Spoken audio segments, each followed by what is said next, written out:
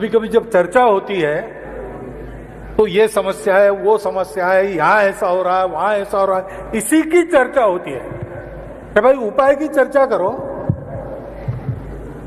एक उदयनन नाम का राजकुमार था केरल में। उसके पिताजी ने उसको सीखने के लिए भेजा, प्रजा का रक्षण करना है तुमको, लड़ना आना चाहिए, शस्त्र विद्या। द्रोणाचार्य की विद्या सिखाने वाले 21 आचार्य केरल में थे, उनका गुरुकुल था, उसमें भेजा। वो गया, उन आचार्यों के उनका शिष्य बनकर 12 साल उसने खूब अच्छी मेहनत की, खूब अच्छा सीख लिया। फिर परीक्षा का समय आया तो अपने शस्त्र लेकर पहुंच गया गुरु के पास। 20 गुरु बैठे थे, 21वें प्रधानाचार्य सबके सामने थे, और उसने कहा कि आचार्य मैं उपस्थित हूं, मेरी परीक्षा लीजिए। तो प्रधानाचार्य ने पूछा उसको, परीक्षा तो लेते लेकिन पढ़े कितना हो वो बताओ 12 साल में।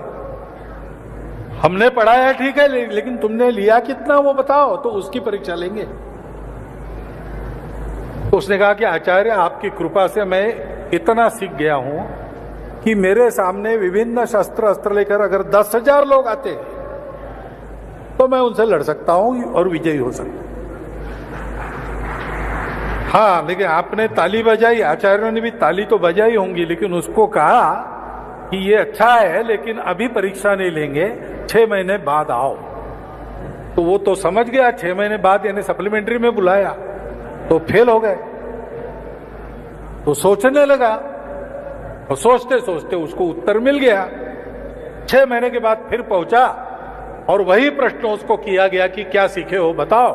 तो उसने कहा कि आचार्य मैं जरा भूल गया था, ठीक से सोचा नहीं था, 10,000 लोगों से तो किसी को नहीं लड़ना पड़ता है।